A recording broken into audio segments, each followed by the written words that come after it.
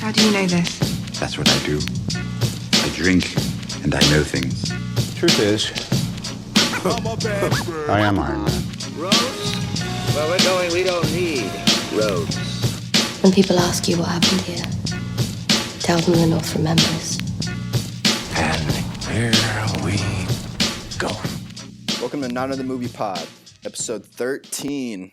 I'm Zach Williamson, here with Ross Cutsforth and Luke Goosens. Today we got our big top 5 Game of Thrones death that we've been putting off for a couple weeks. We got some Godzilla reviews, as well as some other news for y'all. So you boys ready? Yes, sir. Yes, sir. Ready to talk about some Batman stuff too? Yeah. Let's do Batman first because that's big news. That's the biggest story of the week. So if you guys didn't know, it's official. Robert Pattinson is gonna play Bruce Wayne. It even was confirmed. Like Matt Reeves came out and tweeted a GIF of him from the movie Good Time, pretty much based like 100% confirming it. And I was gonna ask boys, what should we call him on the pod? There's a bunch of nicknames already popping up for him. There's Battinson, R Bats, Patman. What'd you guys think? Any ideas? I like Batman. Not R Bats? No, that's goofy. Reminds me too much of R. Kelly, and R. Kelly is canceled. So. Yeah, it's canceled. Yeah, I like Battinson. That's tight. Battinson? Yeah. All right, I'm with that one too. That's a good one. Yeah, so something else that came out with Pattinson that came out today actually from THR, they had a scoop on this, is that Pattinson was actually the first choice for a while.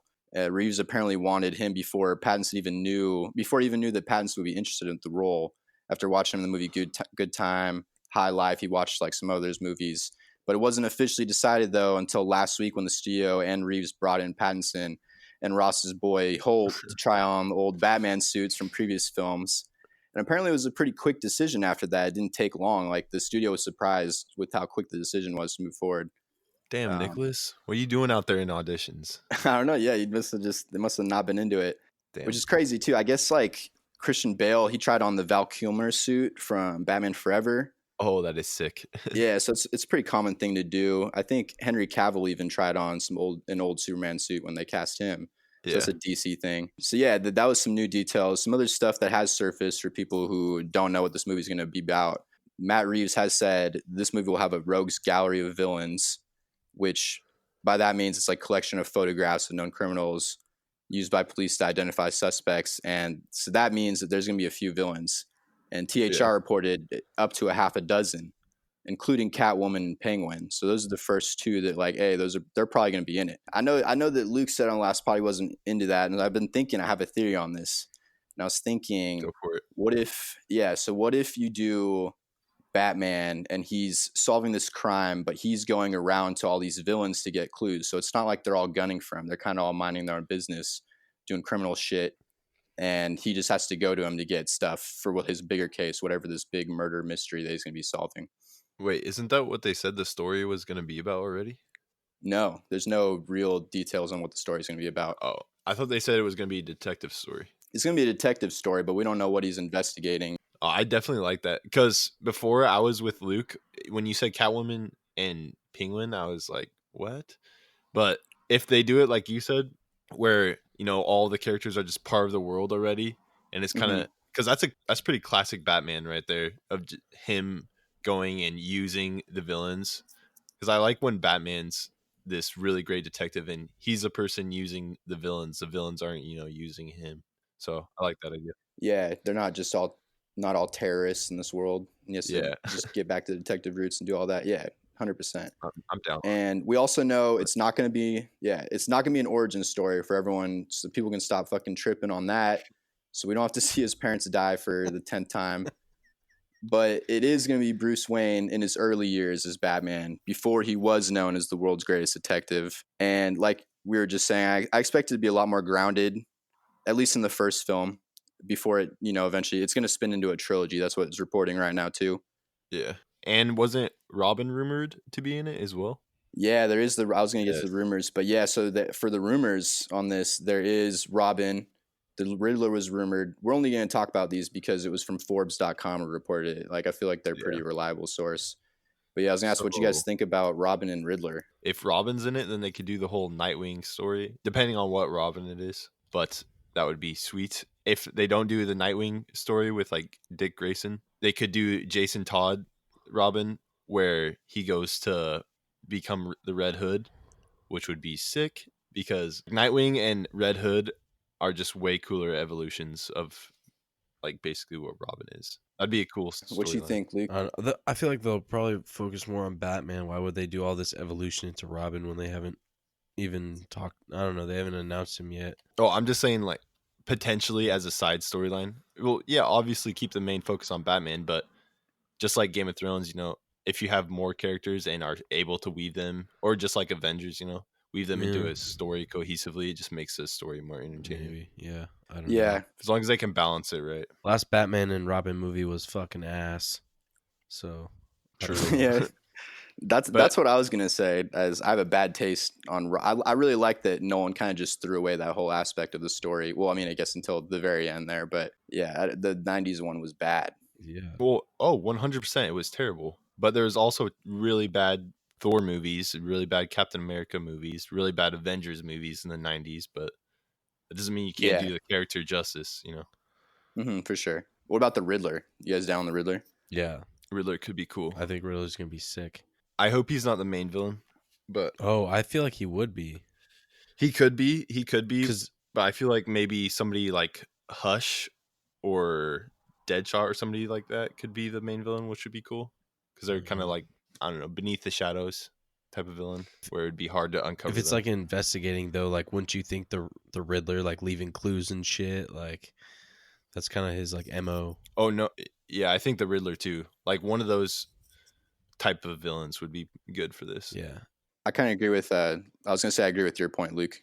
Just the clues. Yeah. And I hope he's like the comic books where he's just like super smart. He's not like goofy like remember in the yes, Jim in the Carrey. animated series he was just kind of goofy and shit, but like in the comments he's like way darker and just smart as a motherfucker. I hope he's more. It's a little darker take on the Riddler. Sorry. Yeah, a little more serious. Because Jim Carrey was exactly the opposite of what you're saying. You remember Yeah. that one? Yeah, That was bad. Yeah, the no bueno. Yeah, and we also know it's going to be a noir type film and have Hitchcock vibes. That was from Reeves himself. That's where the viewer Sick. becomes kind of the character for scenes, very point of view. I think that's kind of cool. Different like take. that.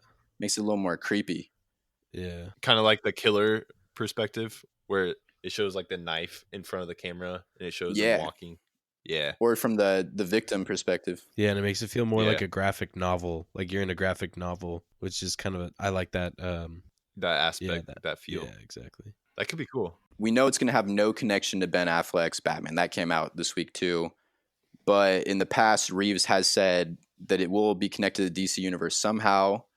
We just don't know how far that is. And that's from last year, so maybe he's changed it since because he has updated the script since. But I guess that could mean some sort of multiverse thing maybe is going on here. Yeah, that's what I was thinking too, because DC also has multiverse, so could be an option. Yeah, you start building out this universe and then maybe many years down the line you cross them over. I'm not sure how they would go with that, but I think that leaves the opportunity open. Is that canon then? What's canon? What? The Ben Affleck's Batman? Is DC letting that be canon, or for like the project they're moving forward with? Yeah, Yeah.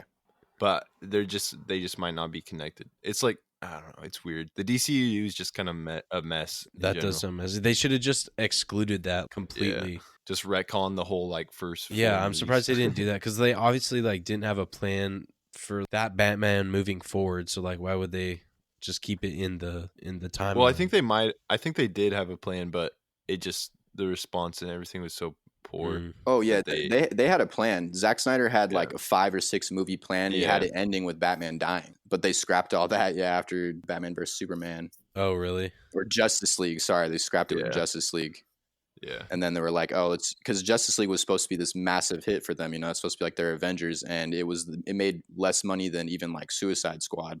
Jesus. God, Okay. I forget. Yeah, about so that. then after that, they kind of redid it. And I think now they're just kind of going back and just letting their creators kind of come up with this stuff. And then they'll figure out how to connect it later, maybe. I think that's kind of what they're doing right now.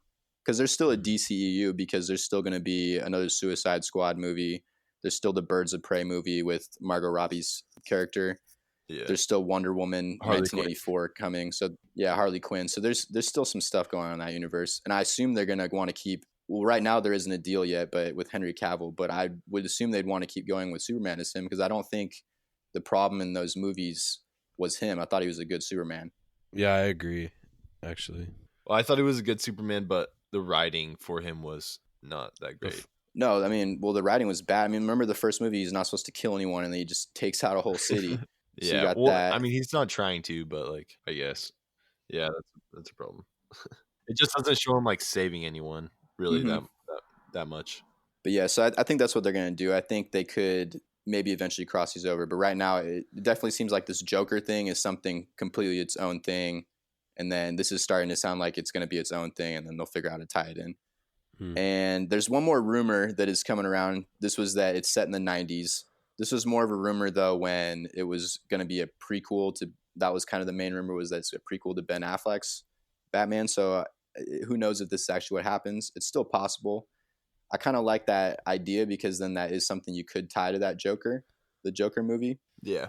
Joaquin Phoenix, I think he only signed a 1-movie deal. I don't think he wants to keep going with that character after this. I think that was a smart move by Joaquin. Yeah, and then so that's pretty much. Well, we got some complaints. Like, there was a lot of backlash from fans. Were pretty split. And the first one was because this dude's a Twilight actor, and we've already talked about it on the pod. I don't think he should be judged off this. Like, obviously, Matt Reeves didn't care about that. He watched all of his recent stuff, and if you're skeptical, you should still watch. You should go watch some of his recent movies. His last movie, The Lighthouse, just was awarded the Best Picture at Cannes. It's like one of the premier film festivals in the world. I don't think that's the reason that you should be against this. Another one was just because Batman shouldn't be a dude from the UK. And I mean, Christian Bale. Yeah. He's from the UK, right? Wasn't he? Well, he's from Wales. Yeah, that's in the UK. There's that. And then the other one is just he's too scrawny. But hey, I mean, the movie comes out 7-8 months. Like he can get in shape for this. Yeah, you see Christian Bale in The Machinist. Before Batman Begins, he was scrawny as fuck. Yeah, he's like 100. He's like 100 pounds. Yeah, he was unhealthily skinny. Yeah. I mean, he got skinny for that. He's not that.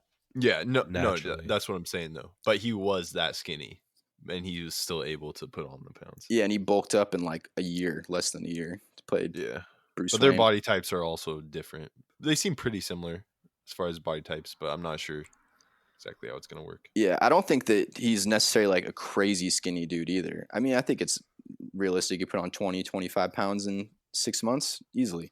Yeah, like Chris Pratt, people do it all the time for big movies like that.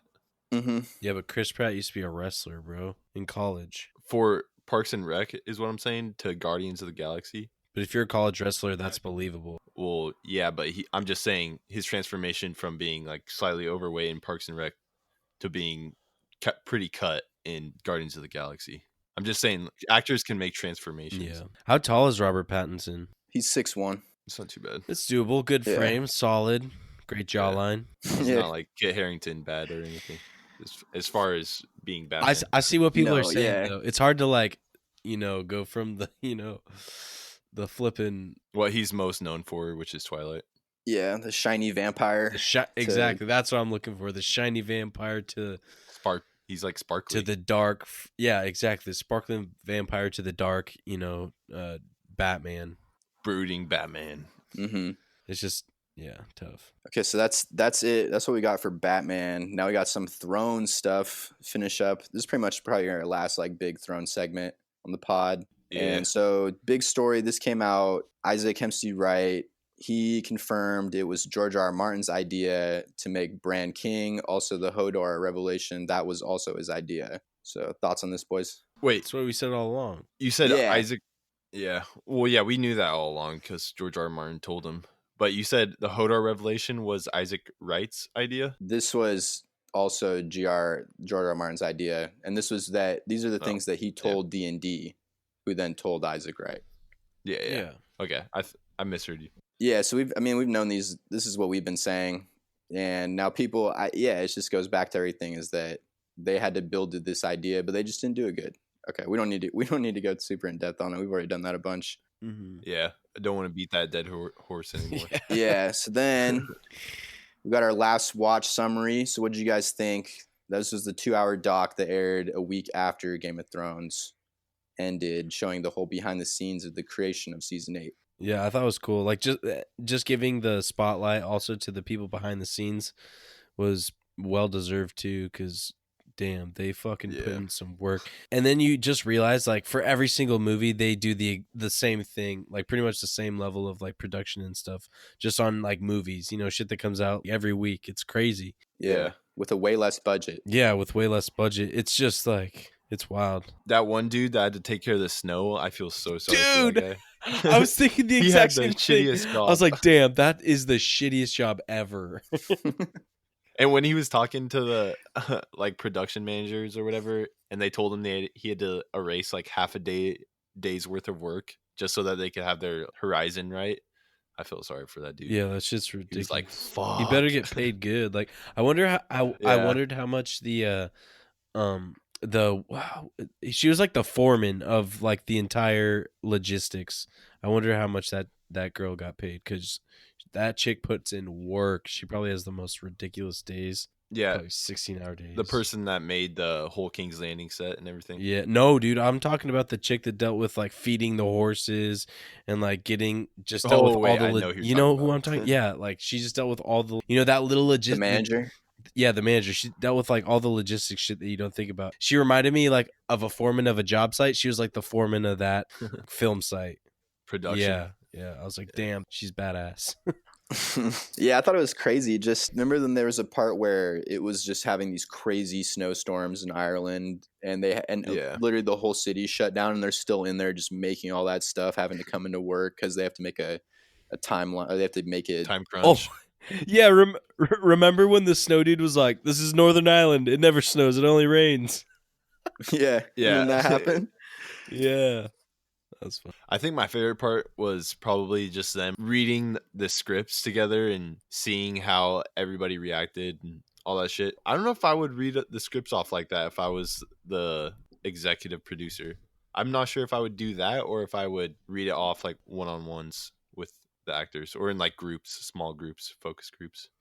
I think it's a good way to get a feel of how it's going to go, but it was funny to see some of those reactions. Like Kit, he didn't read any of the scripts going in. No. So Amelia purposely sat across from him to see the part when Jon kills Daenerys, and then just Conlethil, that must have been the first time he read it too, because when you could just tell he didn't give a shit. He looked pissed, yeah. Because he just sat there and read ahead to see what happened to Varys, and then he just didn't give a shit about the show after that. He was just the look on his face was just like, what the fuck?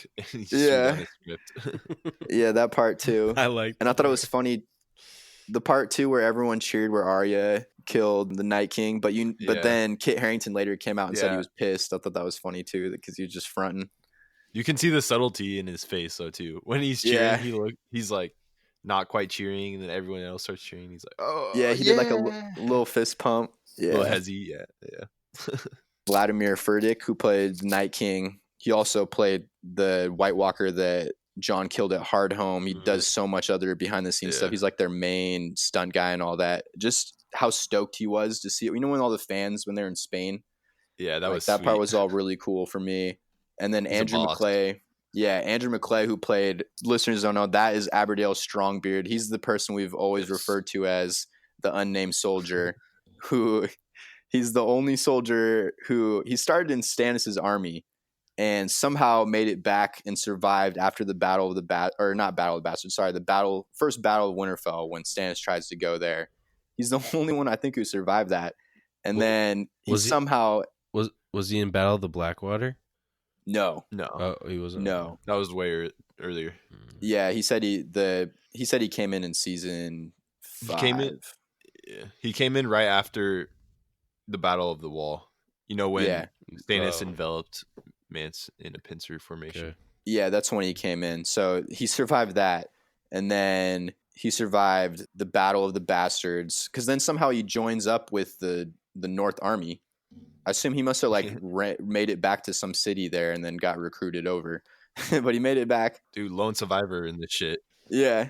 Made it through the Battle of Winterfell against the White Walkers, and then the Siege of King's Landing. This dude's badass. And then he was in Jon's, what is that? Honor Guard? Honor Guard, yeah. Yeah, and so just seeing how much this show meant to him too, I thought that was really cool. I like that. And anything else for you guys? No, that pretty much wraps it up for me. It was sick. If you haven't watched it, go watch it for sure. A couple other notes that I saw just from, because we've discussed it on past pods. The Allied army apparently only had 18,000 troops, against 120,000 whites, which like that just blows all our numbers out that we were talking about with like 100,000 Dothraki and all that. Well, where did all those go? I know. I don't know what happened to all that shit. And apparently Arya jumped off a body of whites, which I don't know how that makes. I don't remember Theon just sitting there piling up whites, but so that apparently happened. And direwolves can run up to 30 miles per hour. I thought that was a pretty neat little fact. Like that they did a lot of just research into the behind the scenes stuff, like what all the type of different men would have like for facial hair and all that kind of stuff. They did details like that. Why would they even need to know why a direwolf runs 30 miles an hour though? I was thinking for that scene when he's running with all the horses. Oh yeah, when he's running. Okay, yeah, you're right. Yeah, and then my last takeaway was that David Nutter, I thought he should have directed the finale. Just his process to directing, I liked that he made notes for everything, and you could see that he was making changes on the fly and like changes to the script. And I just think, and he, for every listeners don't know, he directed the first 2 episodes and then episode 4. Yeah, episode 4. Yeah. That was the episode people hated the most, though. Wait, no. Yeah, but not because of the directing. Just the plot holes. The writing. The writing. Like, I just think that Dragon Pit and like the small council meetings would have been better with his direction and just how he can change up lines and get different stuff out of the actors.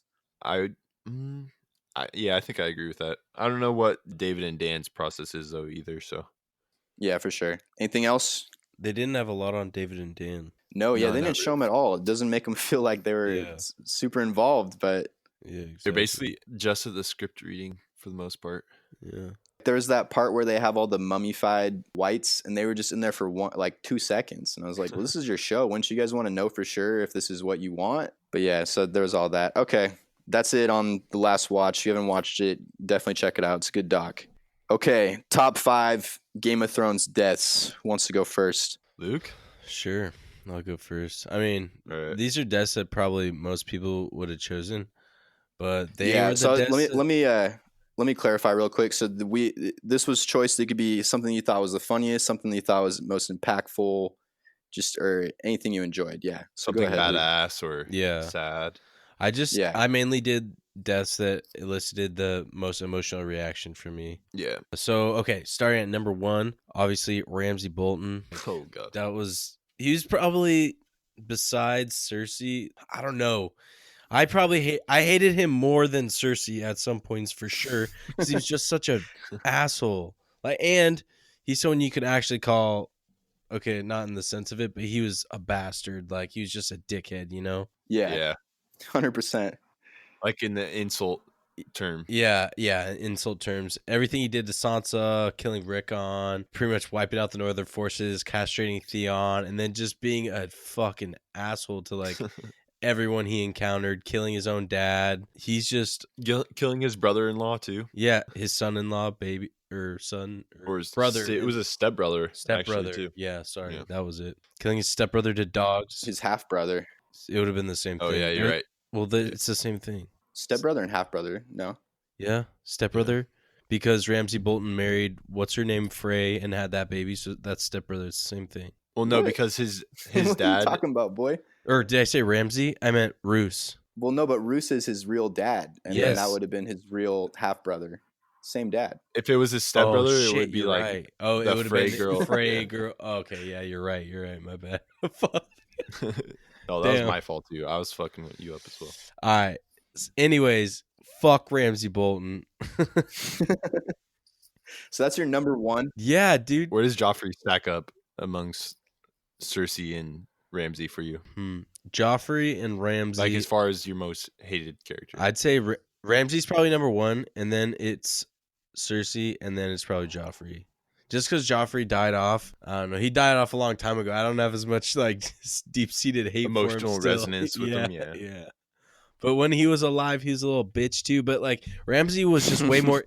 Ramsay was way more evil than him because Joffrey was just spoiled. Like he was like a spoiled kid by his parents, but Ramsay was just actually Cersei like made him rotten. Yeah, and Cersei, yeah, exactly. Cersei just fucked him up, and then but Ramsay was just like actually like a genuinely fucking evil person, you know? Yeah, like he could have been the Antichrist. Yeah. he just hated people, fucking killed people for no reason, and that he just like filleted him. He like, I mean, obviously their sigil's the flayed man, but like, he really brought that to life. He really went all out. Yeah.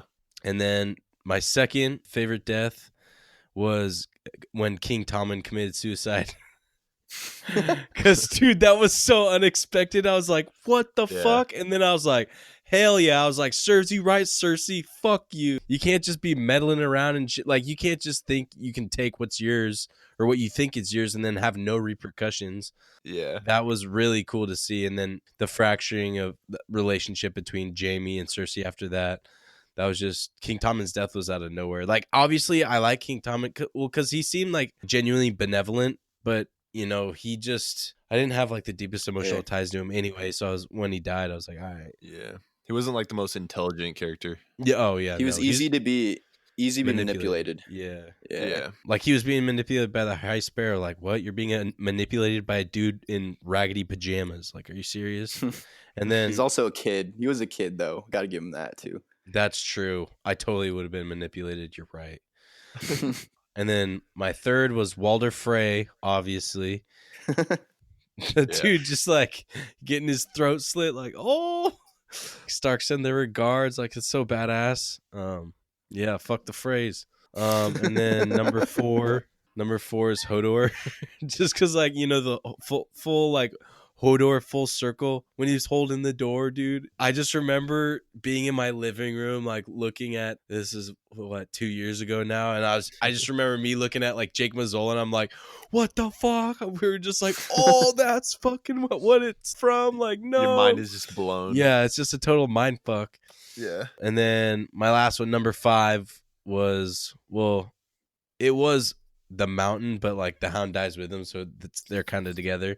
The Mountain and the Hound's death, just fucking badass fight, plummeting off the parapet of King of the Red Keep and just falling into fire. It was sick. But yeah, that was my top 5. It's all 5 of them. Pretty solid list. Yeah. Solid list. I had some similar ones. Go for it, Ross. All right, so I'm gonna keep it a little shorter, but Hodor, like you said, is my number 1. Blew your mind while also making you sad as fuck at the same time. Yeah. So I don't know I don't know how you couldn't put that in your top 5. That's an amazing death in my opinion. And then Ned, number 2, just because that changed television in general, just for everyone. Oh, that's a good point. That totally like where you're killing off or main characters or what you like think are main characters. Mm-hmm. Yeah, it really set the tone for the rest of the show and was just kind of unexpected. You think he could die, but the whole time you're thinking this is the main character. Oh, something's gonna come in and save him last seconds. He's gonna get some Deus Ex Machina, and then nope, they just snip his neck. Yeah, we all forgot he was Sean Bean for a second there. Like, yeah, he wasn't gonna die. Yeah, he was such a protagonist. It made you forget he was Sean Bean. Yeah, yeah. And then so that was my number 2 was Ned. Number 3 was Oberyn.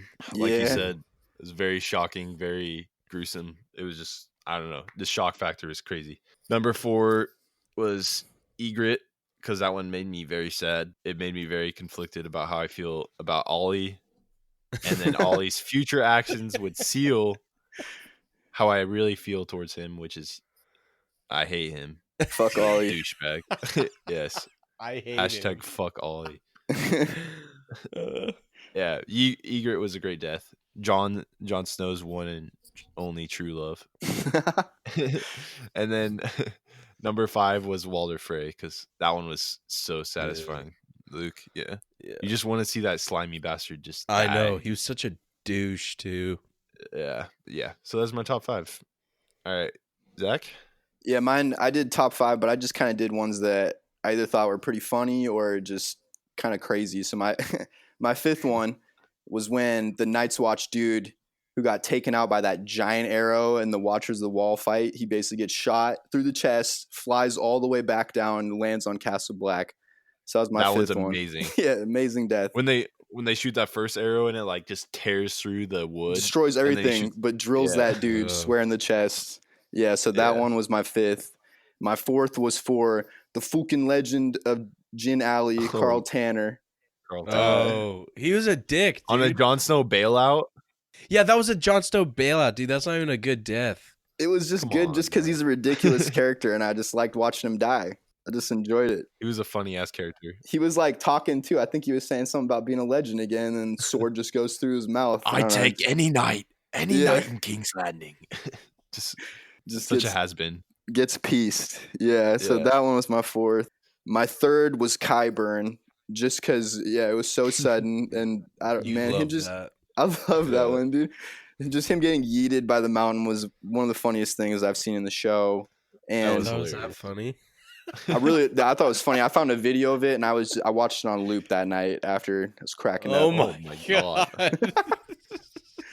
How are you not mentally insane after just seeing his skull like crush over and Dude, over? it was just so funny, man. Just because it was just like the thing that he created, and he thought he really could stop him, and just didn't go that way Just like that noise over and over again all night. Just all night. I mean, it was like a minute just on loop, but oh, okay. yeah. And then just the fact, man, the dude tried to get in the way of the Clegane Bowl, and that's unforgivable. Can't do that. So Yeah.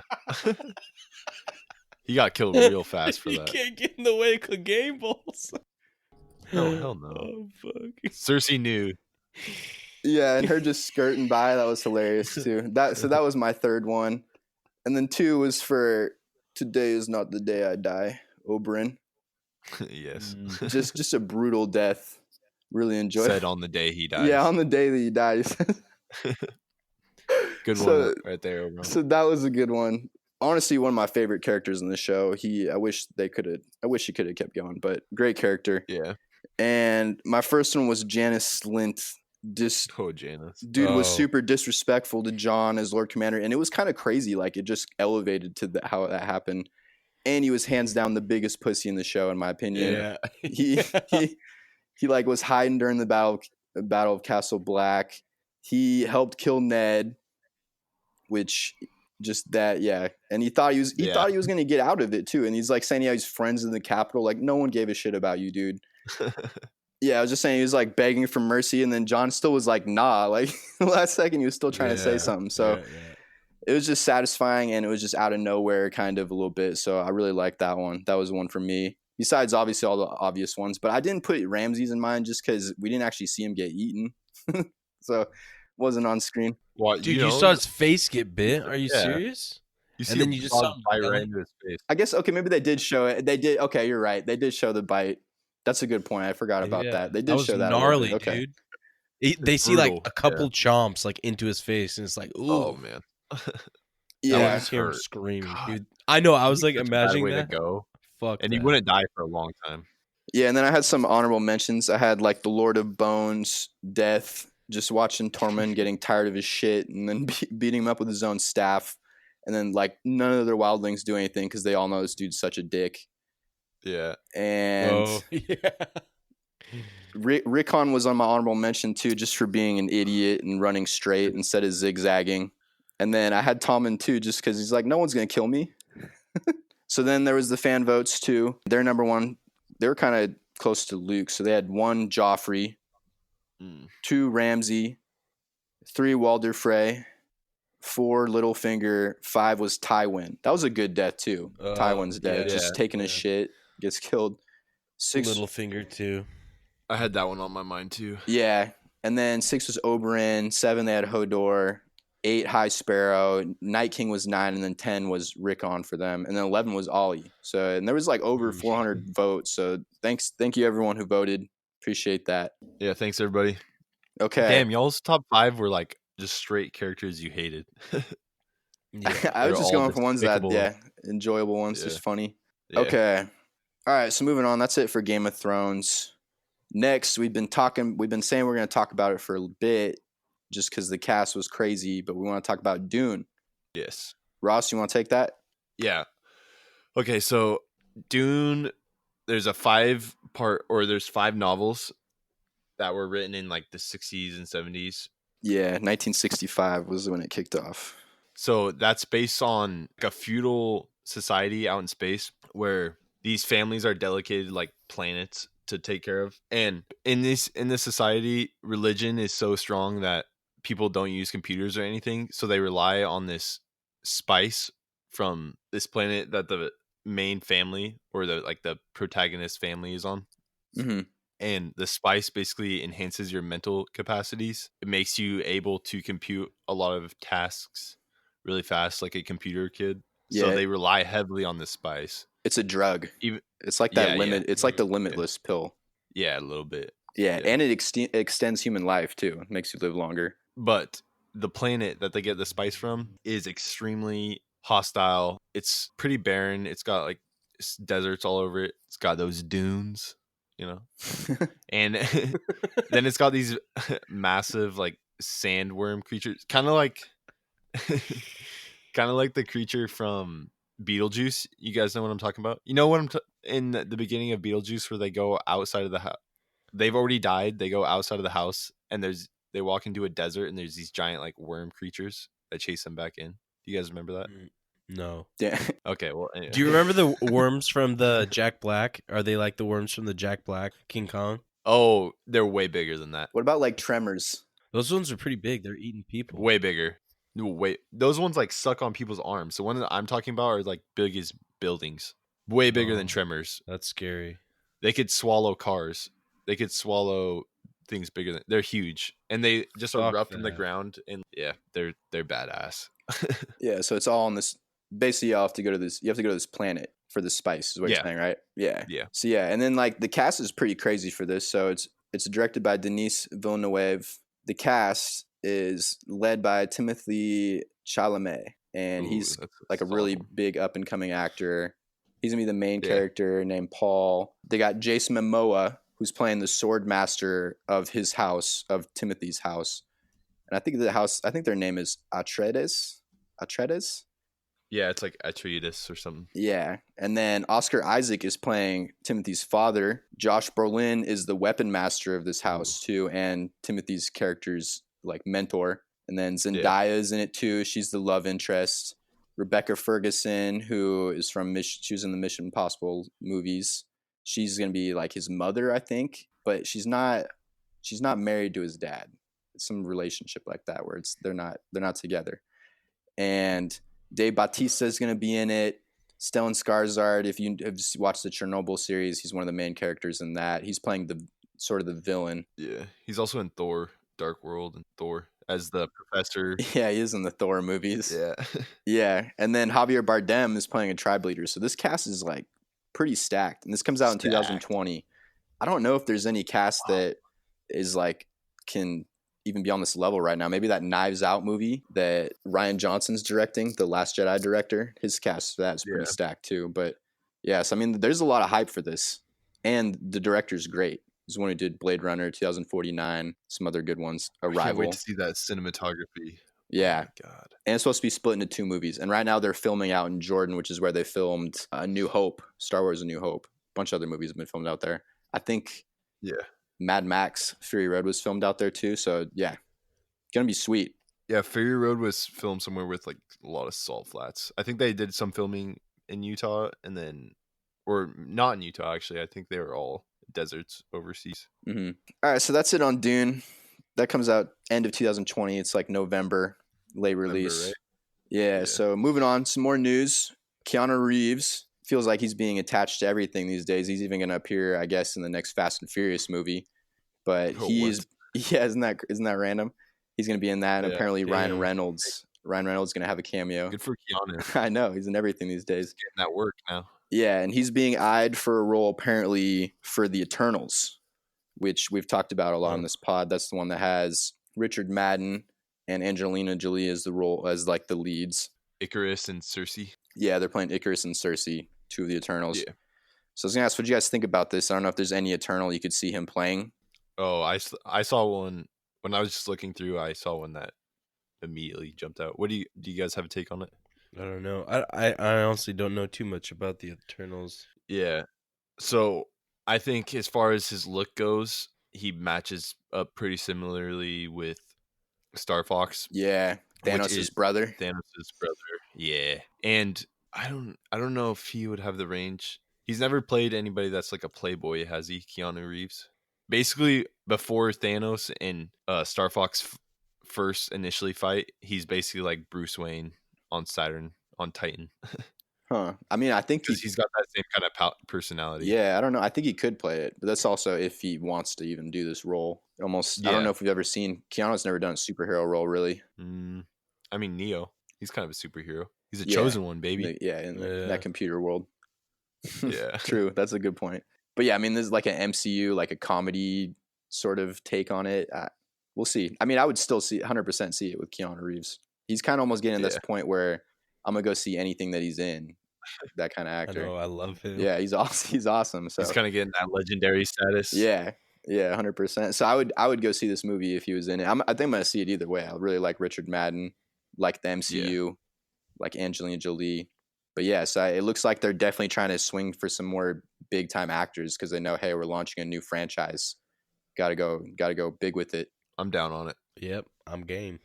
Okay, big news that came out yesterday. Quentin Tarantino has hired a writer to make a Django Zorro crossover. Interesting. It's going to be based off a comic series that is taking place after Django Unchained. Thoughts on this, boys? It sounds I'm pretty into it. After Django? Yeah. Dang, Zorro is going to be old as dirt. What the hell? No. It would be a younger Zorro. I was just looking it up before this. Oh, you're talking about like Antonio Banderas? Oh. No, I was talking about Zorro himself. Because Django takes place in 1858, and Zorro takes place between 1769 and 1821, from what I looked up. Yeah, they must have warped that world a little bit. They must have, yeah. Had to have. But I'm into it. I'm down on it though. That sounds cool. Yeah. I want another Django movie. So, and then you throw Zorro in it. I love Zorro. They'd have to recast. Who would you want to see play him? I was thinking like Pedro Pascal, honestly. Oh, I was gonna say Oscar Isaac. That's maybe. a good one. I'm fucking damn, Zach. Yes. Yeah. That's a great one. What do you guys think about Oscar Isaac? Possibly. I like Oscar Isaac too, but I think Pedro Pascal. That's Zorro to me. If I had to pick someone, dude. Yeah, Pedro Pascal. Yeah. Oscar Isaac. I could see it. Yeah, but yeah. He's like a younger Zorro. I feel like. Pedro Pascal was so. That's perfect. Yep. Pedro Pascal would be sick. Mm-hmm. You down on that, Luke? Pedro Pascal. 100%. 110%. All right, I'm sticking with Oscar Isaac. That's my go-to guy. Stick with your guns, son. Yes.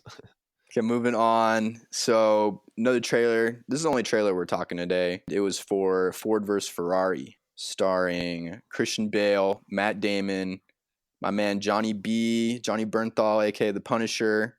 It's directed by James Mangold, who he directed Wolverine. Before that, he directed like Walk the Line, 3:10 to Yuma. He did Logan too. Sorry, he did Logan. That was his last movie. And then he did the previous Wolverine movie also. He's a really good director. Yeah. I think he was wasn't he Academy? Really he was Academy nominated for even Logan, right? For Best Adapted Screenplay. So just good writer. Wasn't he rumored to do a Boba Fett movie too? He was connected at one point, yeah. But I feel like the Boba Fett story for now kind of got absorbed into the Mandalorian. Yeah. I agree. And he's worked with Christian Bale before too in 3:10 to Yuma. Yeah. So. Oh, true. Got some chemistry there. Yeah. What'd you guys think about the trailer? Yeah, it looked fucking sick, dude. Dude, the cast is stacked for one. Yeah. The director and the cast just make everything like hella good. Yeah. Like Henry Ford at the end, Henry Ford the second, he's like, like crying. That was dope. Matt Damon just looks at him and he's like, yep. Yeah. So Carroll Shelby, that's the dude who developed the Shelby Mustangs with Ford. So Carroll Shelby had his own company. Mm-hmm. And then when he teamed up with Ford to make their racing team for the Le Mans 24 hour, they ended up creating this production Shelby Mustang, but that's not what they raced with. Was it Shelby GT or it's the very first one was the Shelby GT 350. Oh, okay. That was dropped in 1965. But the car they raced with was a different car. The car they raced with is called the GT40. Yeah. We'll specialize for racing, right? Yeah, specialized for like a 24-hour race. Damn, and they really made that shit in like 3 months or whatever he said. 90 days. That's insane. Yeah, that movie looks good. You know what's crazy too is that they put $100 million budget on this movie. 100 million budget. 100 million. That's what it's reported budget. So, like, that's a lot of money you got to make back. I was about to say that's a lot. But yeah, they got some big names. Yeah, I was gonna say. With a cast like this, and dude, like all the people in this, you're gonna have all the car nuts going out. Like, dude, they have like John Berthal playing Lee Iacocca. Like, he's like one of the fucking biggest car execs of the 20th century. Yeah. Like, you just got big names all around, like in the characters and in the people playing them. It's gonna. Yeah, I have full faith they can make this bad. I just thought that was crazy when I saw it. I was like, damn, 100 million for a movie based in the 60s. That's nuts. Yeah. And originally Tom Cruise and Brad Pitt. All the cars, bro. Think about having to lease all those fucking cars. They had to find like the original Shelby Cobras to lease, and they had to find replicas of the fucking Mark 40s or the GT 40s and shit. Yeah, for sure. It looked like there was a lot of explosions happening too, like car explosions, so that could also factor in. There's probably gonna be a couple races in this for sure. Yeah, just getting the leases for all those cars probably fucking costed racks. It's believable. And originally this movie was supposed to have Tom Cruise and Brad Pitt. They were supposed to be those roles. Big switch up. Oh no way. I think I like Christian Bale in it though more because he can actually use like his accent. I thought that was interesting. Yeah, I haven't heard him in like a movie with his own accent in a while. Well, I think that was his accent. The guy was UK rider, right? Driver. Yeah, he's from the UK. Well, yeah, but not all UK accents are the same. No, I know. That's what I was saying. He might have had a British accent. I don't know. I can't remember his Welsh accent. I don't know. I need to fucking hear. I don't know if I've heard Christian Bale just like talk like normal guy. Yeah, I only ever hear it when you go to like when he goes to the Oscars or the Emmys or something. Gets an award. He usually sounds kind of angry in the interviews. Does he? I need to look up some. Maybe not angry, but just like really focused. Maybe he's on Adderall. Could be. I don't know. So yeah, all right. We all down on this movie. So let's move on. Next, we're going to do our Godzilla reviews. So if you haven't listened, you should tune out. Thank you for listening. We'll be back on our next pod. We're going to do, Black Mirror. Yeah, we're going to do the first episode of Black Mirror with Miley Cyrus. We'll probably do one of those each episode over the next couple weeks, as well as reviewing whatever else we're going to review. But okay, yeah. Thanks, y'all. So Godzilla reviews. Ross, you want to go first? Sure, I'll send it. Okay, so my verdict was Godzilla and the monsters were awesome, and all the people were not very awesome. So that's the easy way to put it. Yeah, a lot of the character arcs, a lot of the character stories felt kind of like a distraction to what Godzilla and the monsters were doing. I mean, they were kind of related with the whole family losing the son because of Godzilla's attack in 2014.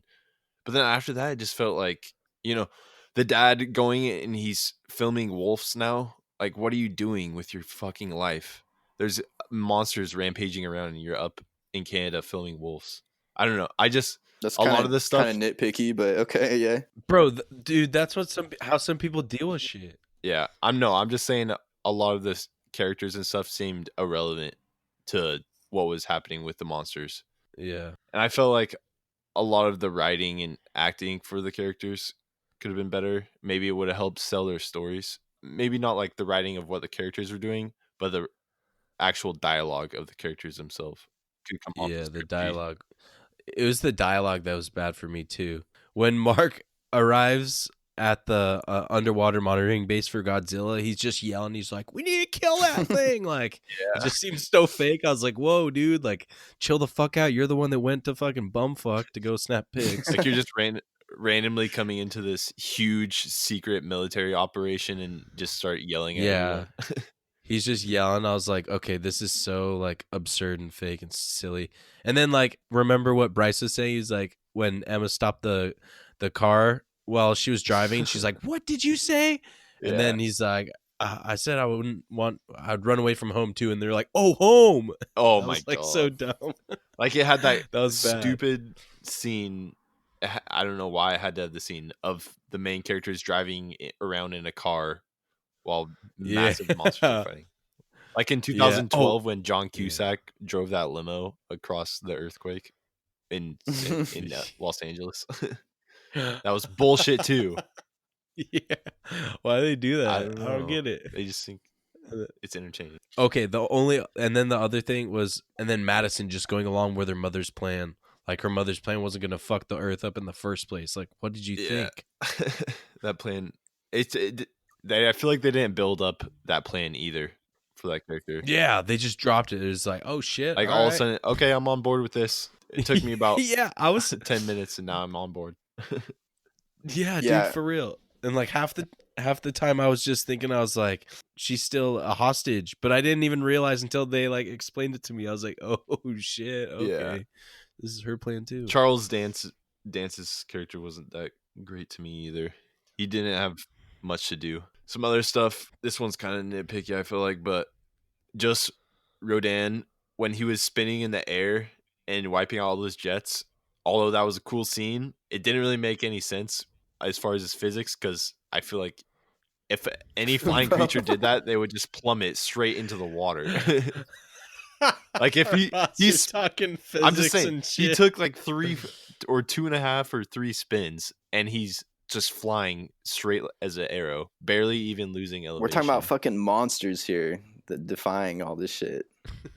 Okay, I know Godzilla defies physics as well. Just their existence defies physics. Yeah, exactly. But I feel like they can set up rules for these things that aren't real, but then once they set it up, they have to make them believable. I love that scene, all of it. I thought the shot, like I said, I thought the shot itself was dope, but it didn't really make that much sense when I saw it. Ross, you're too smart for this movie. He caught that parachuter out of the air. It's hilarious. That was sick. Yes. That whole scene though, That was wild. I'm surprised he chasing did that. everything down. That was sweet. I wish I could see what their vision looks like. Like, what Yeah. are they seeing in infrared? Are they seeing like fucking? I don't know. Who knows what You they want that seeing? Hitchcock angle? Yes. Yeah. Well, I'm just talking about. I just want to know what the monsters. Yeah. Seeing like you know? visible light spectrum, infrared, X-ray. Yeah. Something like that. Yeah. Yeah, that'd be cool. That would be cool. Just to Some see what they're predator seeing. vision. Like, I know. Like when he caught that fucking dude that ejected, I was like, oh, poor guy. How did he even see that dude? I know. He's probably like an ant. to He's him. right below him. Yeah, all of the scale of this movie was so sick. Just so sick. All the monster battles, awesome. Thought those were pretty 100%. cool. And I thought all the designs on the kaijus, on all the monsters looked good. Except for Ghidorah's was pretty good, but something about the faces just felt a little off to me. They were like look fuzzy or something. I don't know if you guys felt that way, but No. they looked a little weird. Okay, so I thought of 2 different ways I would want to go with this movie that I don't know. I thought it was a pretty good movie, but okay, I'm just gonna go. You always for it. have your alternate endings.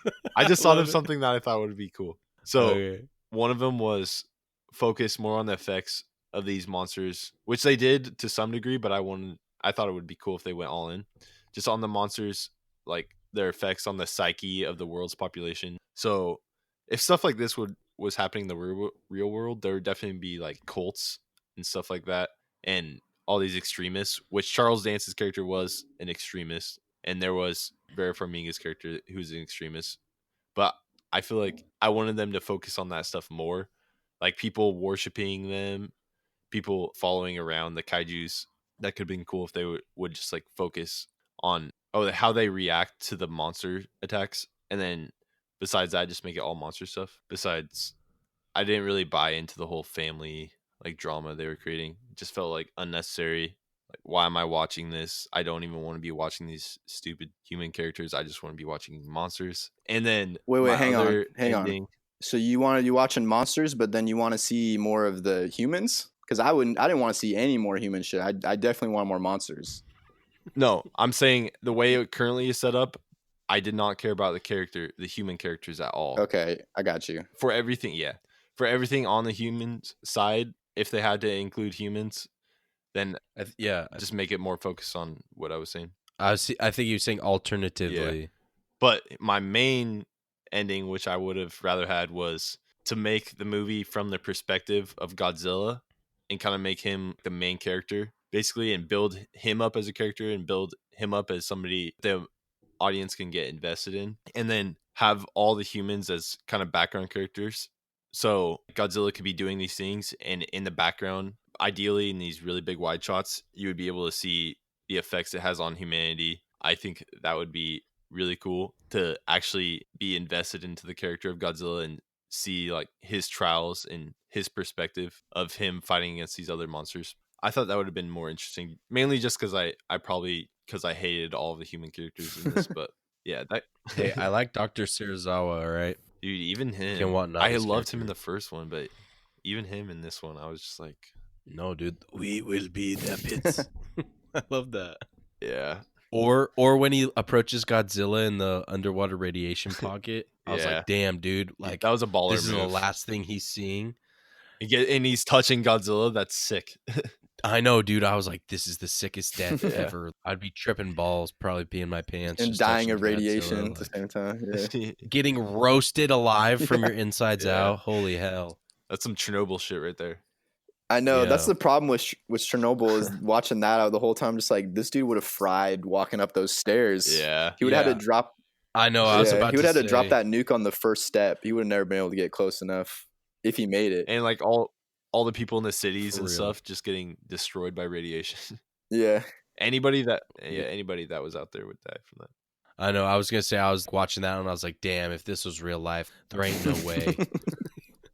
You still can't beat his line from the 2014 one where he's like, "Let them fight." You know that's a yeah, sick line. legendary line. And then, did you guys want to talk about favorite fights or favorite monster scenes or anything like that? Yeah, go for it. Yeah. So my favorite fight was between Godzilla versus Ghidorah in the first time they fought versus the second time they fought, but In Antarctica. I really liked. Yeah, that was my favorite one, that Antarctica fight, because that, in my opinion, was such a cool location to have a monster fight like that, just with all the Antarctic shelves and glacial shelves just like cracking under the weight of their battle, and the scale of it was just amazing. Oh my god! Yeah, and It was awesome. it really showed you like how big King Ghidorah was too, compared to even Yeah, fucking Godzilla. Who's 355 feet tall. Yeah.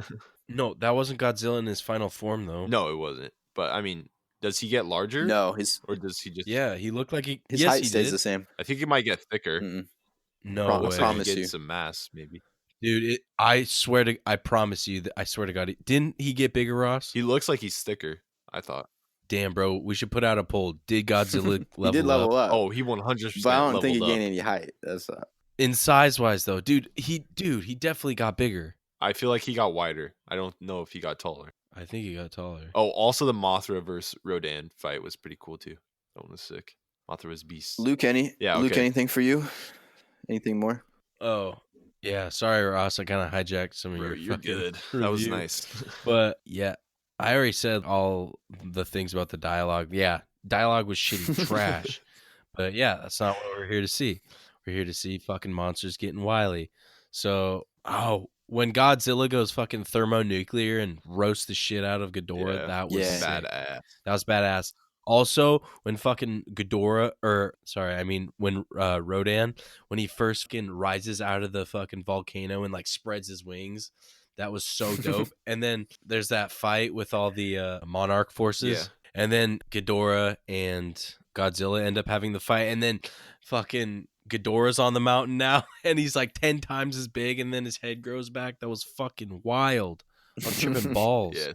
And then and then Rodan flying through that city and like All- wind that he makes. Gale Force, yeah. Yeah, that was ridiculous. I was like, what in the fuck? That was probably my favorite when Ghidorah, after fighting Godzilla, goes up on the mountain and spreads his wings. Because I was just like, damn, this motherfucker's a That bad shot was motherfucker. awesome. Yes. Definitely. I think that was the best shot of the Movie.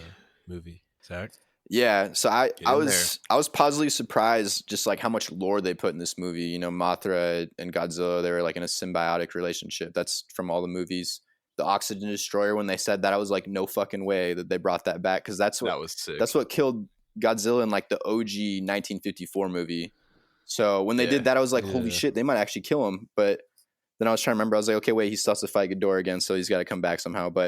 And then Ghidorah being an alien, that was cool. That's from the movies too. And then Yeah. I just, Castle Bravo, too. yeah, there was so much just a ton of that shit, just a bunch of lore and cool Easter eggs. And then we got some cool original monsters if they want to keep going. You know, we didn't get to see much of them in this movie, but if they want to continue the MonsterVerse after Godzilla vs. Kong, then they might have set some of that up. We'll see. I wish we had got to see a little bit more of that. And I did like the whole post-credit scene hyping up Godzilla vs. Kong. They even threw in that line, "What's the king to the god?" which is a big meme for all this shit. And then, like you guys were saying, that first battle in Antarctica between Godzilla and Ghidorah, that was fucking badass. That got me into the movie, because after that, I was getting all pissed off. I was like, okay, clearly this girl she's in on this shit. Whatever. If this is what gets me to the monster fights, then I'm with it.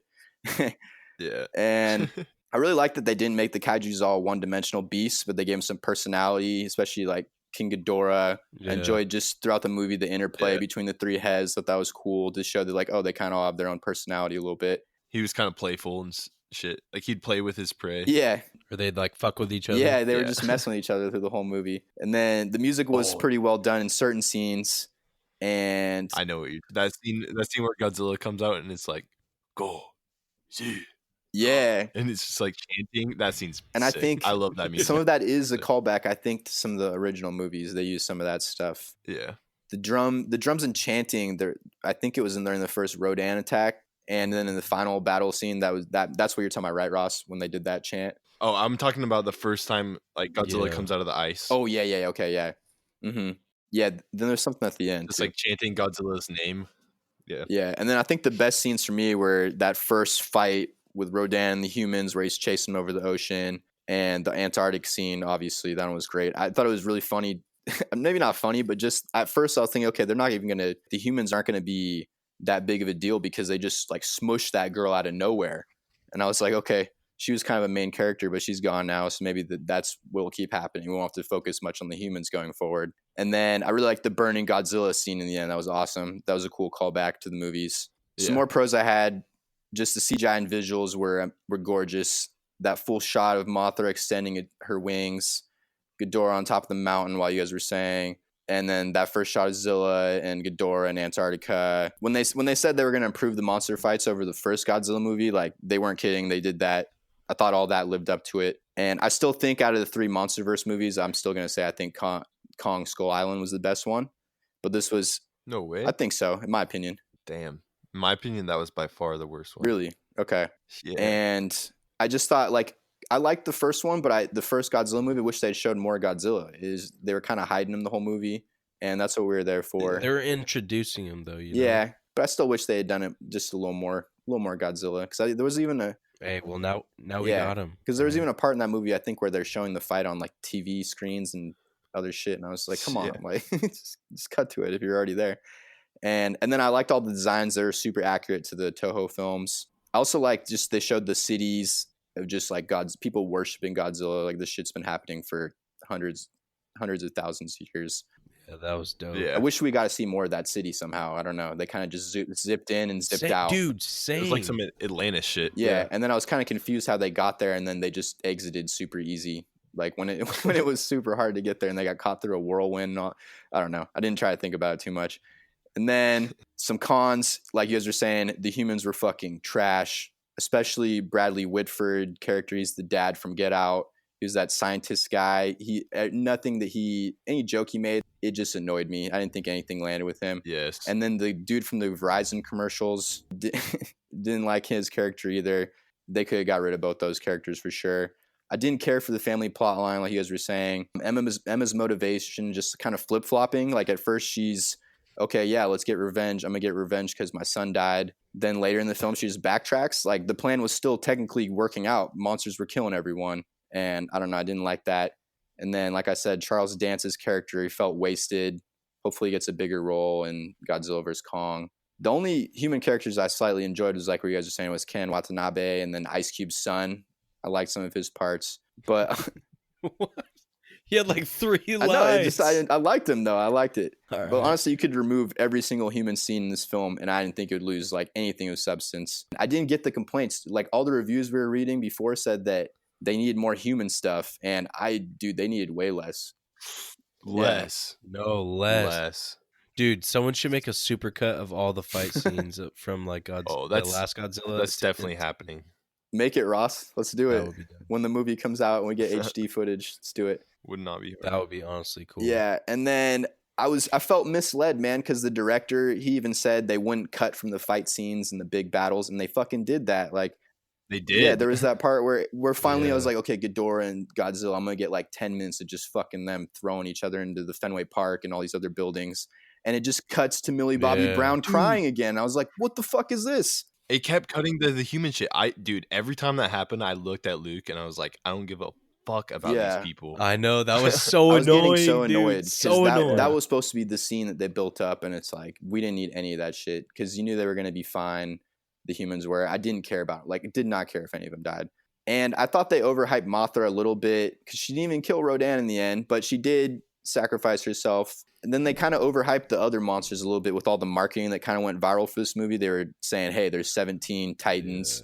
Yeah, in the movie, and they showed them the trailers. They didn't do anything. Yeah, they showed them the trailers. They showed that one like crawl up out of the ground and all that. And looking back, like the trailers probably showed 60, maybe even more, 70% of their footage from the film. I don't know. I just wish we got to see more of the monsters, maybe even just destroying shit around the world. Just like an all-out brawl. Yeah. Oh, a battle royale. They didn't. Yes. I just didn't even have to see them fighting each other. Just them destroying things. Just not on like TV footage. Did you guys ever play that Godzilla game on GameCube? No. Oh, that game was sick. It was just a battle royale Godzilla game where you could pick any Godzilla monster and then just rampage in the city and like mess each other up. That sounds fun. Yeah, it was really fun. Okay, so what'd you guys give this film out of 100? 1 to 100 Ooh. scale. I was a little rough on it. Not too bad. Not too bad. Of course you always. Of course, you're rough on it. It's all good. Me too. So you go first, Ross. I went with 61. Jesus. Just because I felt like the cinematography, monster battles, all of that, it probably took a lot of work to make this movie. I mean, it had to have. So I respect that. I just really did not like the human aspect of the story, really at all, honestly. So that kind of 61. You said, yeah, okay. 61. Luke, I gave it 85 out of 100. It was fucking sick. Dang, All the fighting, cinematography, yeah, like that Godzilla chanting, that was so dope. That literally gave me fucking goosebumps when he was chills. and when he was walking to shore and he had all the fucking fighter jets behind him. I was like, oh Jesus Christ! So that was pretty cool. I mean, and I can dismiss the plot line, and I didn't know that like you said, Zach. I didn't know the director was gonna. He said at least he's not gonna do any cutaways. So I don't know. It was exactly what I expected it to be. So yeah. I mean, the cutaways were kind of annoying, but the action was between the monsters was dope. So I like it. He just said full on monsters, no cutaways, that kind of stuff was his quote, and I was like, okay, that's fucking awesome. So yeah, I gave the film a 67 out of 100. Jesus. And it was just, dude, the fucking humans, man. Like, if you're gonna make it that big of a deal, then just how they tried to make them so important, it has to be a good human storyline, and it wasn't. And they should have known, okay, it's not. So we should try to cut back on all this a little bit, focus more on the monsters, and yeah, just all the cutaways at the end. I just felt, I don't know, I had a lot of hype for this movie and felt a little disappointed. So yeah, it wasn't, didn't give it that high of a score. Yeah, I remember, Zach, I remember we were insanely hyped for this movie. Why were you so hyped for it? Dude, I just love Godzilla, man. I love Godzilla. It's gonna be a good fucking I was like excited for the movie, but I wasn't like, oh dude, it's gonna be fucking sweet. I thought it was, and then just all the reviews, just the reviews saying it needed more humans. So I was like, okay, great. So there's no fucking humans, and then there was still too much. I did not get those reviews. I didn't get why people were complaining about that. So I went in with a different idea of what I thought it was gonna be. King Ghidorah was so badass. I liked it. He was. Ghidorah. All the monsters were awesome. Facts. For sure. They carried the movie. Obviously. The behemoth one, that one was crazy. Yeah. Woolly mammoth, bro. I know. I just wish we got to see him in action a little bit. That's another thing. Sweeping those Woolly tusks, mammoth? just like wiping No. people out. Half like ape, half it's got those big woolly mammoth tusks, you know? Yeah, that was a completely original one that they made. Yeah. Too. I thought that one was kind of goofy, honestly. I thought that one would have wrecked shit hard. The mountain would have wrecked shit. Dude, the mountain one, just like imagine living there your Yeah. whole life, and then the fucking mountain you grew up Just next starts to moving. just gets up, walks away. God Dude, damn. that mountain probably has so many like bears, deer, and elk up on it. Just like freaking out up there. Yeah, you could probably live up on that and just never even notice. You just walk Yeah. around on the back. Until the earthquake happens, yeah. It's kind of like that giant lion turtle from Avatar: The Last Airbender. A little bit, if you guys remember that. Yeah, I do. Yeah, dude. So I was gonna ask, like, what other, before we get into the fan questions, what kaiju would you like to see pop up in the MonsterVerse if it continues, if it still goes forward, if any? Wait, so pre-existing kaiju from Godzilla, or So yeah, let me add. Okay, so pre-existing kaiju, and then like, what real life legend Like monster would mythology. you? Yeah, in real life, would you want to see get brought in? Luke? You want to lead it off, or you want me to? You can do either or. You got it. Okay, so for the in-universe kaiju, I would want to see Destroya in it. Yes. Yeah, Destroya would be sick because Destroya is basically the opponent that's supposed to kill Godzilla, and he was created from the oxygen destroyer, which they use in this one, the one that they use, which basically killed Godzilla. And then in the original 1954 one, the oxygen destroyer was used to kill Godzilla, and then the mutation from that caused these cells, these really ancient Precambrian cells, to mutate into Destroya. And so they could easily do that in future movies. It's set up right there. Yeah, they set it up. Yeah, for sure. Destroyer is cool. He's definitely one of his like biggest enemies, and he can kind of like shapeshift and shit. He turns into a bunch of different versions of himself. Yeah. Oh, another thing that I think they set up as well with that Easter egg with Charles Dance was the three-headed mecha or not Godzilla, three-headed Mecha Ghidorah. That's another monster from canon where it's Mecha Godzilla or Mecha Ghidorah head, and then it's got the two King Ghidorah heads. So he could use that head to control the rest of the mech, basically.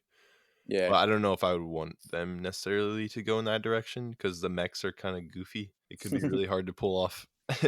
But if they could pull it off, I'm down. I'm all down for it. So just the mythology one would be Cthulhu. I don't know if this counts. I don't know. Can you put Cthulhu in here? Explain Cthulhu. Okay, so Cthulhu is an ancient one. He's from H.P. Lovecraft's writing. He's from space. He's a part of this big order of ancient ones. He's a giant. I don't even know how to describe him. He's described very weirdly in all the books I've read about him. But he has like squid tentacles for a face. He's bat wings. He's massive. He has psychic abilities. Basically, there's a cult in the books that H.P. Lovecraft wrote that believes that Cthulhu is going to come and enslave all of humanity. And so basically the cult just worships him in hopes that they won't be killed by Cthulhu and they can become his slaves. You can't really resist him because of his psychic abilities. He can control massive amounts of people. And I think he would be cool to be like more of a mental battle for Godzilla rather than a physical battle. I don't know if they would never bring that in, but it would be cool to bring in something at least like that, similar to Cthulhu. Mm-hmm. Yeah, where it opposes Godzilla in a different way than the traditional kaiju. Luke? Never say never, Ross. Yeah, I guess, yeah. I don't know. There's a lot of fucking monsters out there from legend or lore. I was thinking, well, Godzilla became a thing back in the 50s. And like in the 50s, they had a lot of those like giant bug movies too. Just like, I don't know, maybe they could have Mantis or something rise out of the jungle or something, or Tarantula come out of fucking nowhere. So you're just saying a giant insect? Some kind of, fucking insect. Or arachnid. They got Scylla. Yeah. Scylla's that big tarantula looking. Big spider looking thing. Yeah. This one. But that's not like an actual insect. That's just some weird type. I mean, pretty similar. The only thing that I can think of that's similar to King Kong is like the Yeti. That could be as big as King Kong and still be hidden somewhere. The Yeti, maybe. Who knows? I think The Rock would be cool in there too. Not Dwayne The Rock Johnson, but ROC, a rock bird. They're a European myth. They're just basically a massive bald eagle that has like 100-foot wingspan, and they're like thunderbirds or some shit like that. How big was the Cloverfield monster? Dude. Clover? Do you guys know? About as large as the Statue of Liberty. So he was massive. Yeah, he's like 100. Or it was massive. Yeah, I think it was it. You're right, because it produced asexually. Oh, go ahead with yours, Zach. Then I got a question for y'all. I was gonna say you took mine. Oh, I Destroya. took yours? Oh, okay. I'd love to see Destroya, and I think that you could even make him somehow out of Ghidorah's head at the end. Yeah, just maybe take his DNA and make something, because he looked like a dragon in some of his variations. So that was mine. That was your route. You're going with it. Mm-hmm. Well, if they had Bigfoot, Bigfoot. Bring Bigfoot in. He would have to. I wonder. 100-foot tall Bigfoot.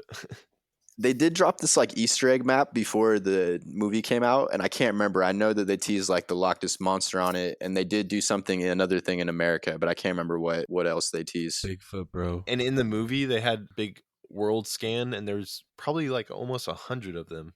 All those little dots all over the world. There's so many. Yeah. If you go to the monarch.com website, they update it. It's just they update it with just incidents happening around. So they could do a bunch of stuff. I didn't have Wait, one that's off a the top of my head. thing? I swear to God, yeah. Yeah. No way. Monarch.com. Yeah. Oh, sick. Yeah, they built it for the movie. It's pretty cool. Yeah. I was gonna ask. Okay, so what big movie monster? Like, what other movie monster could realistically defeat this Godzilla? Is there anyone? Anyone? About the Pacific Rim stuff, maybe. Yeah, that could be included. And that's owned by Legendary and Warner Bros. The rights, and I guess they had an Easter egg for it in the books, in the art book to go with it, that I didn't catch. I don't know if they're gonna really bring that in. I don't know if that makes sense. Yeah, but you think any of the Pacific Rim kaiju are gonna take on Godzilla with that atomic breath? Like that? I don't know. Yeah, I don't know if nasty. he can beat Godzilla. Yeah, I honestly, he's a badass. I can't really think of anyone that could beat him. Yeah, maybe Cthulhu. Maybe Kong, but we'll get to that in a little bit. Yeah. What do you think, Luke? Oh shit, I don't know. I'm looking at monarch.com. I knew you were. Damn, dude, this is wild. It's pretty sick that that they're updating all that shit. That's cool that they did that. I like it. I know. I assume they're going to continue it all the way through Kong. Yeah. First Godzilla and whatever they had planned after, if they had anything planned after. All right, moving on. So we got some fan Qs. The first one was from Echo Zidane. How can Godzilla stand in the ocean?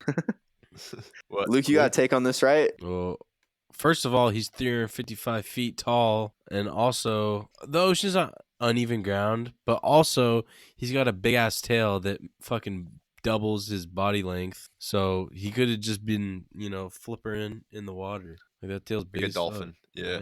So if you're undulating that tail back and forth, it would push you up above the water. Yeah. So I thought. Yeah. I mean, the ocean gets deep, though. Like it does, yeah. 20,000 feet, 40,000 feet deep. I can't remember where the water line was. Dude, in the fucking deepest part, bud. Yeah, but I thought that's what I was saying. Like, the part that I was thinking of when he asked this was just when he pops up out of his lair under there, and it had to have been pretty deep. Yeah. So that was where I was thinking. I was like, okay, there's not, to me, that's kind of a plot hole. But I didn't really think about it, Then just moved on. Whatever. It's Godzilla. Go Godzilla. Okay. Dude, but he could probably cruise so quick in the water. Oh, Godzilla's hauling. Yeah. His tail. He moves like 40 knots. That's his speed. Oh, okay, that's kind of a plot Yeah, hole. they talked about it last movie. Quick boy. Yeah. But not that quick. Yeah. Okay. So at Szechuan, I'm curious about the discovered egg teaser in the end of the credits. Is that another Ghidorah? That to me looked like Mothra's egg design from the old Toho movies. And I feel like that would make sense that they'd bring back Mothra. Because that's like Godzilla's biggest ally. No way, baby Godzilla. Usually. Baby Godzilla Jr. Well, besides baby Godzilla. Godzilla Jr. Yeah. But other than that, this is always his faithful. own kin. Yeah. All right. So yeah, but I was saying is just that she's kind of been his ally. There's been some movies where they went against each other, but it looks like in this movie at least, or this universe, they're setting up that they're allies. Yeah. Baby Godzilla's the OG ally though. Yeah, Godzilla Jr. Yeah. Do you remember watching those old ones with Godzilla Jr. and all that? He looked like Barney. Yeah, dude. Godzilla Jr. died in one. Yeah, I was sad. I was sad too. And then he gets brought back to life. He gets killed by Destroya. He gets brought back in like some kind of weird. Is it like an egg or some shit? I don't even know. He gets brought back in the one that I remember. It's because Godzilla. So Godzilla gets his fire. He becomes Fire Godzilla in this one, and it's from a volcano that he somehow gets it from a volcano. And then in the end, it starts melting Godzilla, and he like brings back Godzilla Jr. He like transfers his energy to bring him back, and then Godzilla Jr. becomes the new Godzilla after they kill Destroya. Yeah, so that's how that one went. He fights a ton of monsters in that one. I think it'd take him 8 minutes to get from the bottom of the ocean to the surface. Just swimming straight up. Did you just do that math yourself? 8.6 minutes ish. Damn. At 40 knots? At 40 knots if he's max speed. If he's 36,200 feet below. For sure. Well, dude, that's 46 miles per hour. That's fast. Yeah, that's fast. I mean, he's moving fast in there, yeah. And he can cut through anything. It's a big boy. Under the Earth's mantle. It's a big boy. That's a unit. He is a unit. Straight up. Sorry, I just had to say that. No worries. Will Godzilla vs. Kong end the series? And I can answer this one real Yeah. quick. So Legendary said several months back that they do have plans to extend the series. But I don't know, like this movie, it's not faring as well as the box office as you would expect for a Godzilla movie. I think it opened to 49 million in America, and that was below really? projections. That's a bummer. Yeah, and it was like projected like 60 mil, a little bit under 60 mil. And overall it made 181 million, which is, it sounds pretty good, but all the other Godzilla, like the other Godzilla movie, it opened to over 200 million, and I think it was the lowest of the three movies. And then in comparison, like the first Godzilla movie that made 91 million in its first weekend, and then even Kong Skull Island, that made 61 million. So this was like the worst opening of it. And then yeah, so there's all those factors too, and I think their budget was 200 million for this movie, so they have almost made their budget back at least. Yeah, but you want to double your budget at least, maybe triple for a big scale thing like this. Plus Toho, the company that owns the Godzilla rights and is lending it to Warner Bros. And Legendary, they have their own plan now. They want to start a Godzilla universe after the rights are sent back to them, which is in 2021, I believe. And right now they're buying properties in the Hollywood area, so they want to like do a Godzilla, like Americanized Godzilla again. So I think if Legendary wants to expand, it would have to be without Godzilla, which is just, that's not the same, you know. They're kind of and fucked. I think that and I think Toho would take back all the other ones, the kaijus that they use in this one. So it'd have to be your own universe with Kong. And the problem is that they didn't introduce any other really creatures like this. They did the Mutos and the other ones, but I don't know. I don't know what will happen after this. I think it's going to depend on Kong, Godzilla vs. Kong, and then it's going to depend if Toho decides, okay, this one made a lot of money. We're making a lot of money out of this deal, not splitting it. Like I'm sure they're doing some arrangement to split the money. Then they would continue with it. Kind of like compare it to like the Spider-Man, Sony, and Marvel deal. Like Sony's making a shit ton of money, so they're obviously gonna be like, yeah, well, let's keep Spider-Man in this universe. But this is kind of on the other end of that. Yeah, makes sense. We still need to see how Godzilla Kong does. Maybe that will probably be more, even though that's like right when you're asking. I feel like it's 2020. It's gonna be hard to tell till we actually see that movie. That's such an interesting crossover, Godzilla and Kong. It is interesting. I'm still hyped for it. I'm being a little skeptical now because it has the same writer as this last movie. No. So because it's the director and he's writing the next one, I'm like, oh, that kind of doesn't make me feel great because I feel like, oh, they're gonna focus on fucking humans again. Dude, I remember watching the OG Kong vs. Godzilla. That shit was crazy. Dude, I know Kong won. He did. They were on top. Kong was huge too. He was bigger. Yeah. He was almost the same size as Godzilla because Godzilla wasn't that big back then. Yeah. They fall off a mountain and they go underwater, and then Kong pops up out of the water and goes back to his island. I just remember them being on this really tall, like I thought it was a building, but you're right, it was a mountain. Yeah, that shit was crazy. Yeah, so he's the Godzilla. Kong does have that going for him. He's already beat him. Yeah, I don't know what the record is though. I haven't seen every single. Yeah, but this Kong is the versus biggest Godzilla ever now. Yeah, it's a big cojones. And Kong ain't that big. Kong, so Godzilla's what we say 355 feet. His tail's what, over 500 feet. Kong, he was 104 feet. But the director did say, of the director of this last movie, he said that he wasn't done growing then. Yeah, he was only like a teen then. So he's gonna get a lot smarter and he's gonna grow a lot more. I think his parents were about 200 feet, so at least he's gonna almost double in size still. Probably in the next 40, 50 years or whatever the gap is in between these. He could just be an absolute stud too and just grow to 300. He's just barely bigger than fucking Godzilla though. Or just barely bigger than half of Godzilla's weight. Yeah, barely over the halfway mark. But he could be a specimen. Could be just an absolute beast. Yeah, get 300 feet on him.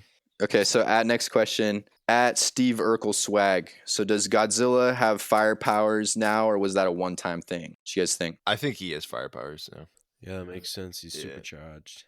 I just haven't got any indication that it was a one-time thing. Well, for one, he used it twice, and then I didn't see anything that made it look like he lost his powers afterwards. So I felt like he still has them. Yeah, I wasn't sure because I know that in the old iteration, he died from it. And this one, I'm not sure. Like, it came from Mothra, right? That's where he got the power. It was like that shimmery stardust stuff she dropped. Did you think it was a combo of that and the fact that he was just like nuked out? Well, that and I think Mothra somehow transferred some of Rodan's powers to him. That's what I took it as, anyways.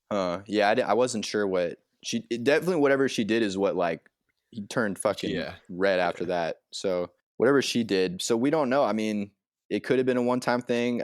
I think that maybe that this is just something he could resort to if he needs to, because it definitely seems like this Godzilla doesn't use his beams unless he really feels like he needs to. Dude, with the atomic fire stuff on him, I just don't see how Kong could beat him anymore.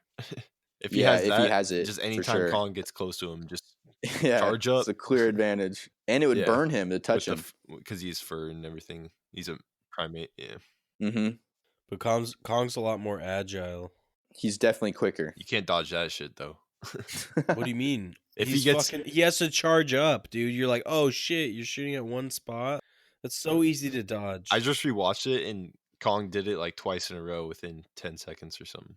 It's pretty fast. Or not Kong, Godzilla, yeah. Godzilla? I guess Kong could like throw stuff at him from a distance, but yeah, he does throw a lot of shit. Like he throws that tree through a helicopter. Fucking logs, just turns whole trees into it, and like he makes weapons out of things too. He's smart. He could avoid it. Next question. Cooper Gorel 2. At the end, couldn't Ghidorah just grow his head back, or does it require another head to be conscious? Yeah, so I was gonna say is that I think that head that Ghidorah, that was from way earlier in the movie when it got blasted by the oxygen destroyer. So I think it was just a dead head, and I don't think it could come back that way. There's no way it was like the ones. It just couldn't have been the ones that Godzilla killed, right? Because he roasted 2 of the heads and then he ate the last one. So it couldn't have been that body.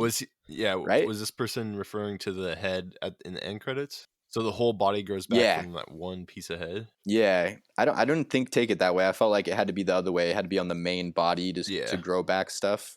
That was also my take on it. Yeah, I would agree with that. That main body's definitely not growing back, though. Godzilla absolutely destroyed. Yeah. He ate that Burned fool. him alive, too. At Trev Davenport, what's going to make Godzilla and Kong fight, and who do you guys think will win? Ooh. I'll answer why they fought, and then we'll just go over who we think's going to win. So I think because Kong was the only Titan who didn't answer. Well, he didn't answer Ghidorah's call either. And then he didn't bow to Godzilla. So there's that threat. He sees himself as another alpha. Godzilla's not about that shit. He's going to kill any other alpha out there. So, yeah. Who do you guys think is winning? Godzilla. Going with Godzilla. After we've seen his latest powers. I'm going with King Kong because he's a made in America boy. What? On America's team. That's an American story. Godzilla's Japanese. He was made it. Oh, I was gonna say he's made in international waters. He's out there in the ocean. No, I'm talking about story origins. Yeah.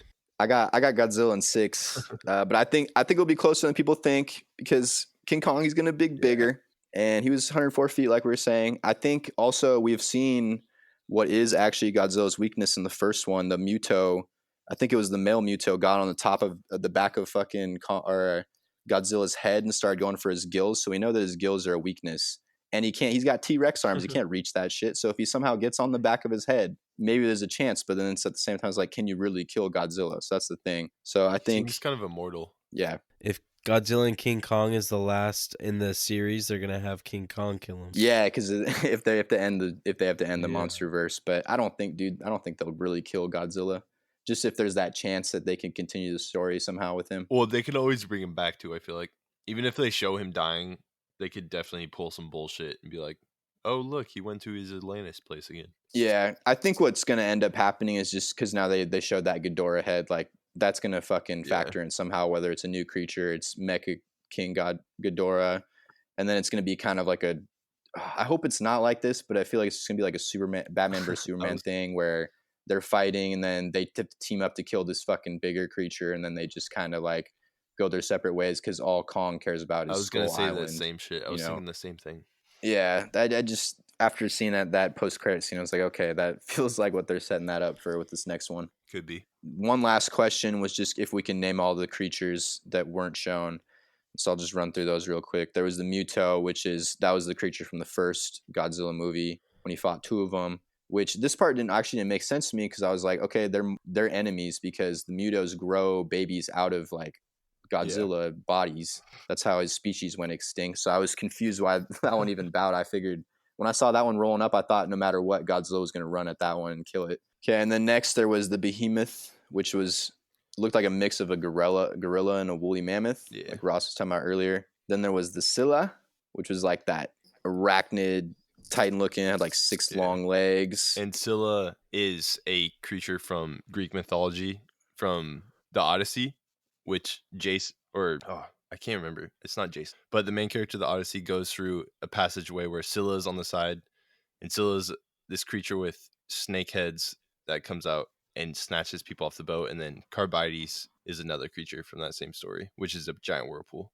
I'm not sure if those are connected. Yeah, and like I think they are, because they expanded on her story in the like behind the scenes books and stuff, and it says that she can survive and thrive underwater, and she attacks her legs, and so that and Scylla also attacks for legs. Scylla always goes for the sailor's legs and like grabs them by the feet and pulls them out from under their feet. Yeah, and then there's the Methuselah. Did I say that one right? You don't know your Bible characters, bro? And that was the. I'm just kidding. Sorry, dude. And that was the one with the forest that just walked away. They showed that one in the movie too. Very fitting though, because it's like a very ancient creature, and Methuselah's famous for being the oldest character in the Bible. Methuselah's like 1,000 years old in the Bible, but that's how those tie together. Yeah, there's a lot of these that were like kind of biblical, named after just old stuff. And then there was the Mokel Bembe. That's the name of it. Yeah, and then they actually talked about this one behind the scenes, and this is like a reptilian elephant-looking creature. It was in one of the novels, actually. So there's that one. And then everything, like the rest of these are the ones that they just showed on the screen in the movie. They didn't actually, there's not like a ton of information on it. And the first one's Baphomet. Would you guys say that was kind of like a goat-headed demonic thing in the Bible? Luke, did you say that? The Baphomet said it was kind of like a goat creature. Then there's the Tiamat. Ross, don't you know where that's from? I thought you were saying something about that, about it being... I'm trying to remember. Oh, it was kind of like a Babylonian thing, right? Not Samaritan. Yeah, some sort of like, it's like, I want to say it was like the goddess of seawater or something in that thing. But it's appeared as some other stuff too. I know that in Dungeons and Dragons they have like a 5-headed dragon named after that too. Mm-hmm. So it could be dragonish. We don't know. It doesn't actually really give any information on that. And then there was the Typhoon. Typhoon. And could be Typhon. Yeah. Well, yeah, Typhon from Greek mythology is the son of Gaia and Tartarus, who's another Titan. And Typhon is the Titan of all monsters. So he's like the king of monsters, basically. And Typhon has 100 reptilian heads, and they all come out of his body and attack. He's crazy. Some wild shit. Yeah. And then that kind of actually connects to, I just remember this in one of the older Godzilla movies, they actually have these things called the Typhoon Devastators, which are like man-made missile launchers. And they use those against Godzilla, Rodan, and Mothra, and some other characters. I can't remember the name of that movie. It was in like the 60s. They all blend together, dude. Yeah, dude. For real, there's so many of them. And then there's Abaddon, who is sometimes referred to as the Angel of Death. And then Leviathan, obviously, they actually said that one was aquatic, which is probably referring to the biblical meaning. Yeah, Leviathan, like a giant whale. Yeah. And then there was Sargon, which is a type of beetle in real life. So that could mean it was beetle-like. We don't know because they didn't show any information. Wish they had. And then there was Bunyip, which is like a large Australian cryptid found in shallow water. It's kind of like a hippopotamus. Bunyip. And that was the last one. Definitely sounds marsupial, like a marsupial. Bunyip. Yeah. So shit. Okay, that's it for today. That's it for the Godzilla shit. That's all we got. I want to give a shout out to Chuck Kohler, Dalton Hildreth, Jout Slay for leaving us reviews on iTunes. It'd be huge if you all do that. Helps a ton. Yeah. Leave a rating too if you don't want to leave a review. Both are good. If you like the show, just leave us a review and it would be awesome. Super helpful. Helps us keep growing. Yeah. And then make sure to follow us on Twitter and Instagram. It's both @AnonymMoviePod on those. And then also make sure to check out, I assume most people have Netflix. Check out Black Mirror. Watch all 3 of those. If you're super into Black Mirror, it's one of those shows that people kind of spoil over the internet. They put memes of it everywhere. Miley Cyrus is in one of them too, so that's going to be a big thing. Make sure to check all those out because we're going to do reviews on all 3 of those over the next couple weeks. Yeah. All right. And that's it. We're out of here. Peace. Later.